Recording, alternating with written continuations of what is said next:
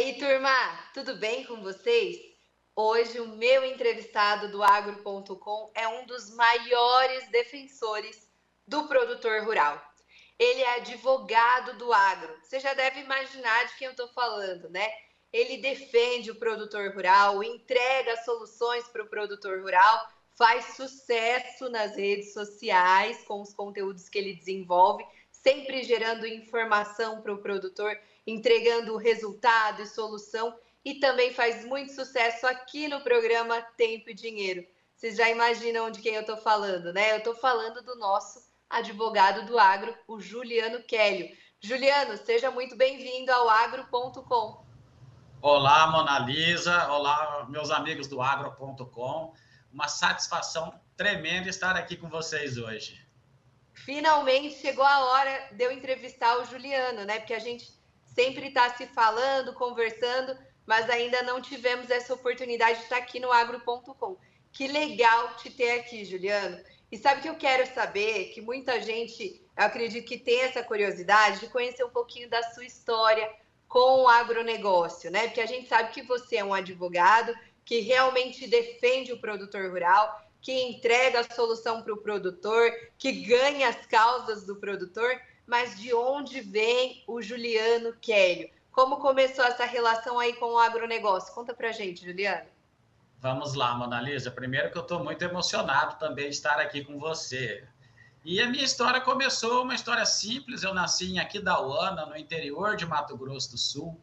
Meu pai é veterinário, produtor rural. Meu avô era advogado e produtor rural. Meu bisavô, produtor rural. Então, diante desse contexto, da convivência com a família, andando com meu pai em diversos atendimentos aqui pelo Pantanal Sul-Mato-Grossense, andando com meu avô como advogado, como produtor rural, nesse ambiente todo, e desde pequeno sentindo um DNA de liberdade, né, que quem trabalha no campo, anda pelo campo, tem isso. E um sentimento de injustiça que sempre me surgiu desde a infância. Aí, influenciado, primeiramente, pelo meu avô, fui estudar Direito. Eu queria ser jornalista. Meu pai falou, não, faz Direito. E fui, segui a carreira do meu avô. Quando eu entrei na faculdade, o meu avô já tinha falecido, então eu não consegui levar para frente a história que ele tinha construído até então, porque teve um hiato muito grande até a minha formação em Direito. Inicialmente, comecei como advogado criminalista, gente, olha só, acredito que poucos sabiam disso, e depois o bichinho picou, né? A gente não tem como correr muito do nosso propósito, desde quando criminalista, já atendendo produtores rurais na área criminal e em outras áreas do direito, até que um dia, amadurecendo, descobrindo o propósito de vida, que é justamente atender o produtor rural, que é aquela pessoa que trabalha todos os dias no campo, desde a época do Adão e Eva, quando eles comeram o fruto proibido, Papai do Céu condenou a humanidade a trabalhar na terra e se alimentar do suor do rosto na terra lavrada. E o meu propósito é estar do lado dessa pessoa que sofre todos os dias a condenação do Adão, e eu estou lá para ajudar ele a carregar essa cruz, dando uma retaguarda jurídica. E assim começou a história do Juliano advogado, depois advogado do agro, e até que as coisas foram acontecendo e hoje, além da advocacia do agro, eu também tenho o prazer de participar do programa Tempo e Dinheiro com o quadro O Advogado do Agro Responde. Que legal, ainda bem que você não fez jornalismo, né? E acabou que deu para você juntar as duas coisas. Hoje está como comunicador, quase que um jornalista, né? E um comunicador que faz muito sucesso no agronegócio. Aqui no Agro.com, Juliana, a gente fala muito sobre comunicação no agronegócio, sobre como a comunicação ela vem se desenvolvendo aí ao longo do tempo entre agro e cidade. E você tem uma comunicação diferenciada que chama atenção. Nos seus quadros, ali nos seus vídeos que você grava para o quadro O Advogado do Agro, a gente assiste e a gente fica assim, às vezes eu olho e falo, olha a inteligência, o trocadilho que ele usa.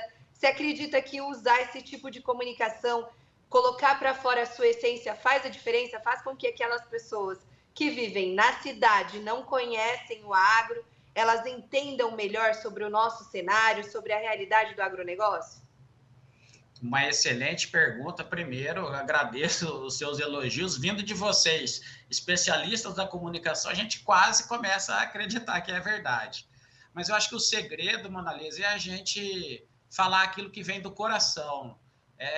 Precisamos ser nós mesmos. Então, o que eu falo aqui com você, no programa, é a mesma forma como eu me comunico com os meus amigos, com os meus familiares, com os clientes, com os produtores rurais em geral. É evidente que para cada circunstância nós temos uma forma, uma cordialidade, um código de condutas e também de comunicação. Então, quando se vai falar entre advogados, tem uma linguagem mais técnica, diferente, que nem o médico, quando conversa um médico com o outro, né? Ele escreve um laudo lá, muitas vezes a gente tem que pedir para alguém traduzir aquilo para aquela linguagem. Então, na minha história, na minha carreira, eu comecei a perceber que a comunicação do advogado com o juiz é uma. E o meu papel é entender o que o produtor rural fala, traduzir aquilo numa linguagem que o juiz vai entender, numa linguagem técnica. E o contrário também.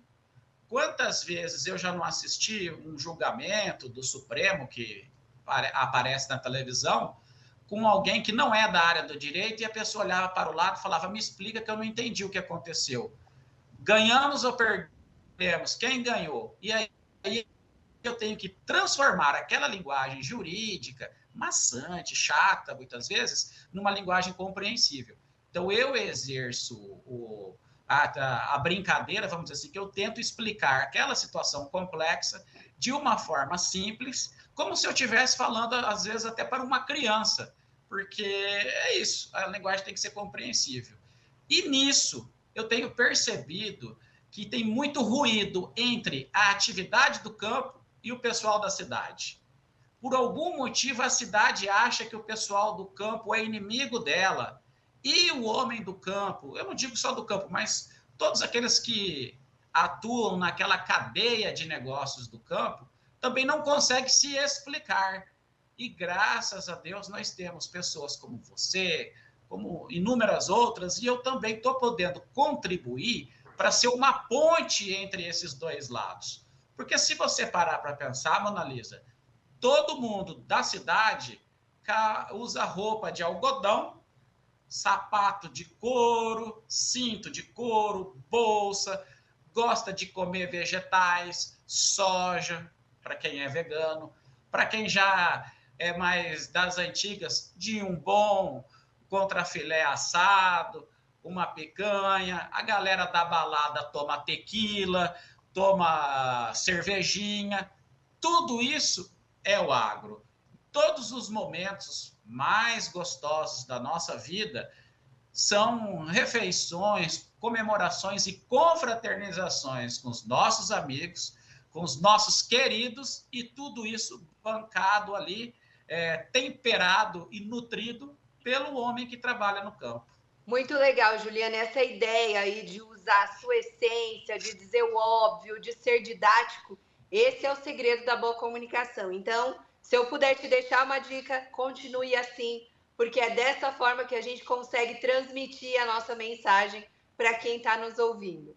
Juliana, você comentou também que você tem um escritório aí em Campo Grande, né? Então você atua como advogado do produtor rural, ao mesmo tempo é comunicador, está no programa, está nas redes sociais, mas conta para mim como é o dia a dia de um empreendedor da área jurídica, que também é comunicador. Fala um pouquinho de empreendedorismo, o empreendedor do agronegócio. Interessantíssima essa pergunta também, ainda mais porque o empreendedorismo na advocacia é uma coisa que está na moda hoje em dia, a gente vê muitos cursos, muitas coisas sendo vendidas aí. Porque, Mona Lisa, quando a gente faz faculdade de Direito, a faculdade ensina a gente a ser mecânico, a resolver uma situação, quando ensina, né? Mas, enfim... Mas as faculdades de direito não ensinam a gerir um escritório, tocar um escritório, atender clientes. E esse é o desafio do empreendedor. Até hoje, eu divido as minhas atribuições aqui, não só criando teses e soluções para problemas jurídicos que nós precisamos prestar e apresentar para esse ou para aquele produtor rural, mas nós temos que ter um time de pessoas para atender aqueles que nos procuram, nós temos que gerir a parte financeira, a parte do marketing, né? Essa iniciativa e esse projeto de participar como comunicador exige estudo, exige perseverança, tentativa e erro, e não pode ter vergonha. O empreendedor no agro, na advocacia, é igual o produtor rural. Ele planta, ele cuida para depois colher, e pode ter diversos problemas na metade desse caminho. Então, nós temos aqui que lidar com pessoas, eu acho que é o mais importante, reter talentos ao nosso redor. Eu tenho o prazer e a sorte de estar sendo aqui rodeado de pessoas mais inteligentes do que eu, e que isso eu posso prestar um bom serviço e atingir o meu propósito, que é aquele que eu te disse, de atender as pessoas que precisam, que é aquela pessoa que está sofrendo na pele, como eu costumo brincar, todos os dias o castigo do Adão.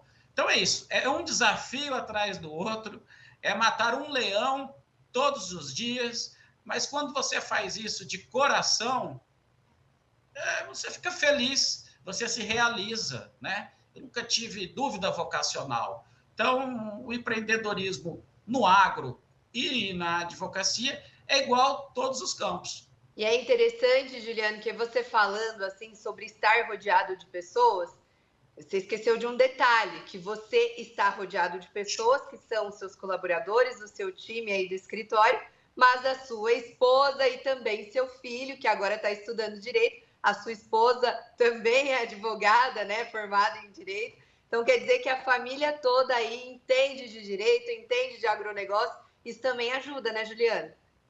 Com certeza, Mona Lisa, muito bem lembrado. Além disso, a minha esposa me dá um suporte, uma retaguarda emocional. Eu sou absolutamente seguro. Casei muito bem, graças a Deus.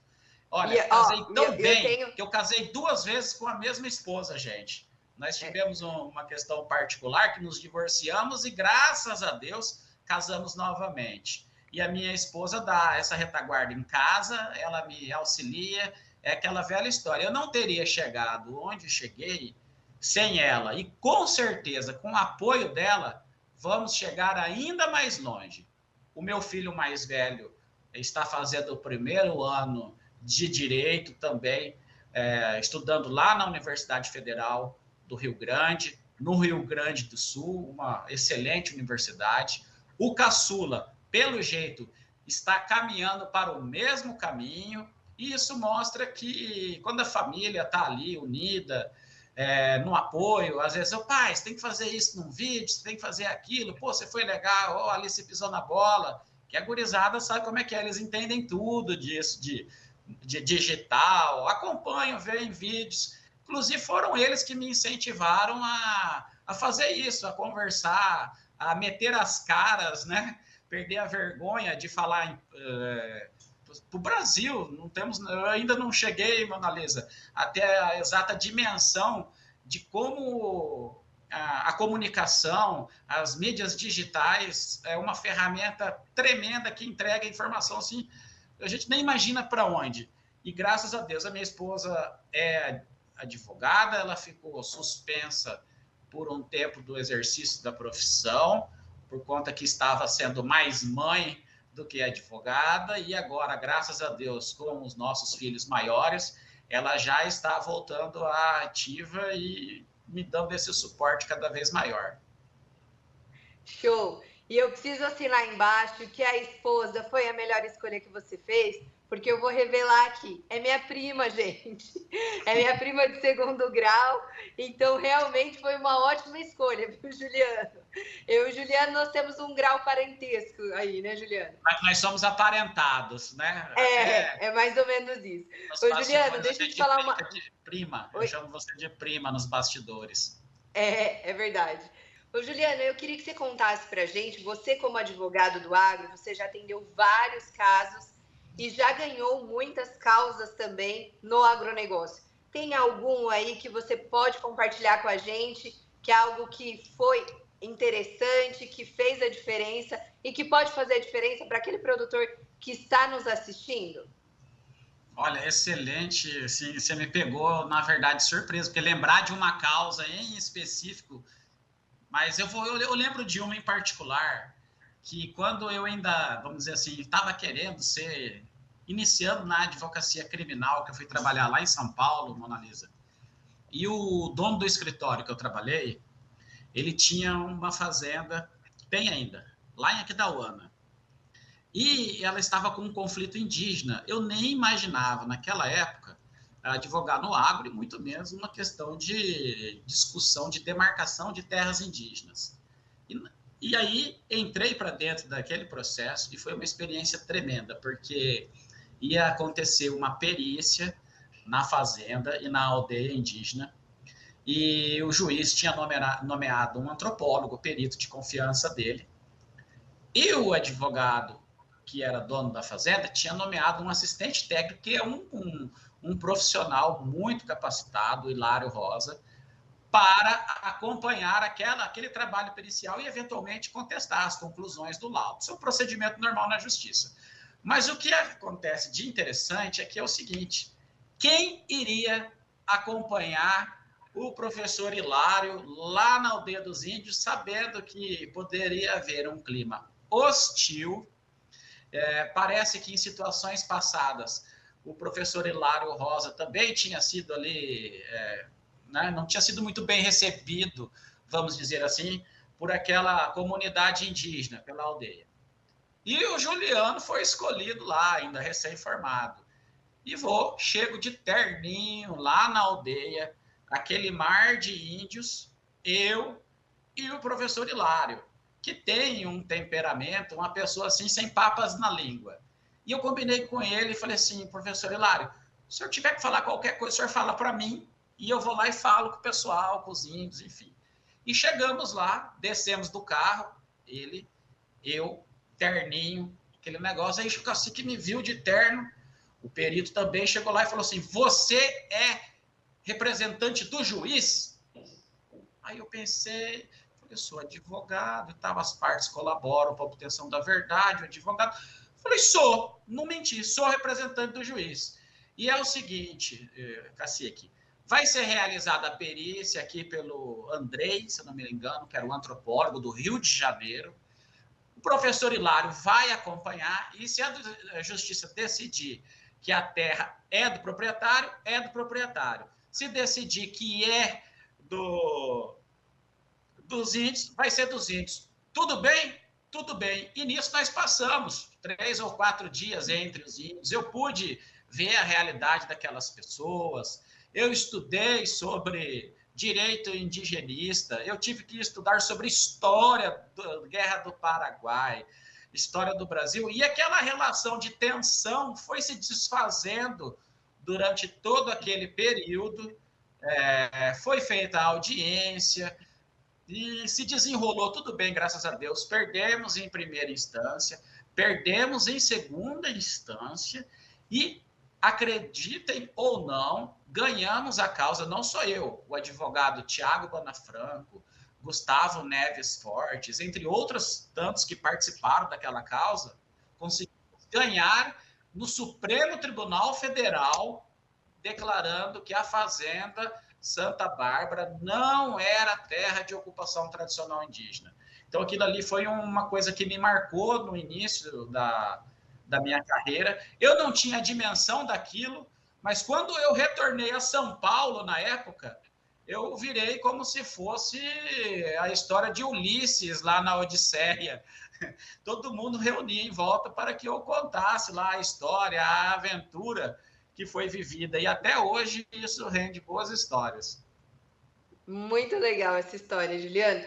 Juliano, antes de terminar a nossa conversa, que está muito boa, eu gosto sempre de conversar com você, porque quando a gente conversa, eu sempre aprendo com você, com as suas histórias, você sempre está compartilhando conhecimento, não só nas redes sociais, não só no programa, é o que você disse. Você é a mesma pessoa pessoalmente, quando a gente senta para conversar, seja num restaurante para almoçar, você está sempre contribuindo com informações valiosas e isso é muito bom.